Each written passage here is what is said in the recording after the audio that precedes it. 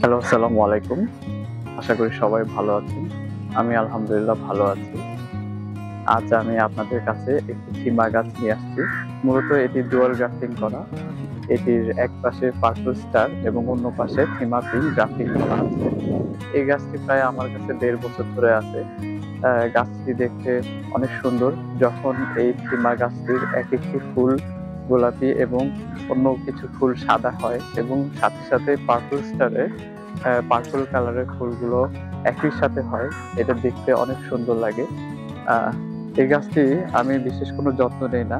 মাঝে মাঝে কিছু খাবার যেমন ডিএপি, পটাশ, ইউরিয়া এগুলোর একটি মিশ্রিত এনপিকে বানিয়ে গাছে দিই এবং হিউমিক অ্যাসিড দিই।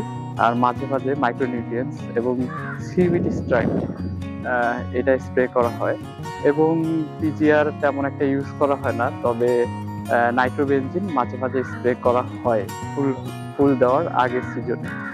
ফুল দেওয়া অবস্থায় আপনারা হয়তো জেনেই থাকবেন, ফুল দেওয়া অবস্থায় কোনো ধরনের স্প্রে করা যাবে না। ফুল দেওয়া অবস্থায় স্প্রে করলে ফুলগুলো ঝরে যাবে। এছাড়া তেমন কিছু বলার নাই। এই গাছটি অনেকদিন যাবৎ আমাদের দেশে রয়েছে, সুতরাং এটি অনেক আমাদের পরিবেশের সাথে অনেক খাপ খেয়ে নিয়েছে। চলুন আমরা গাছটি একটু ঘুরে দেখি।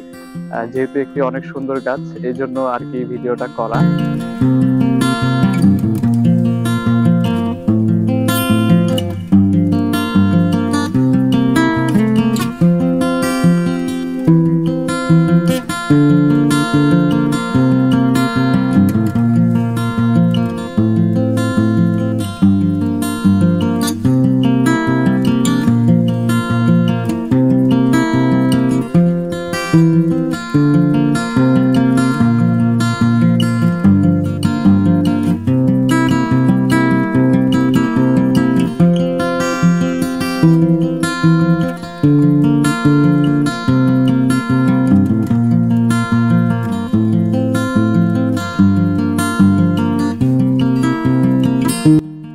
আশা করি সবাই বাগানে একটি হলেও থিমা গাছ রাখবেন।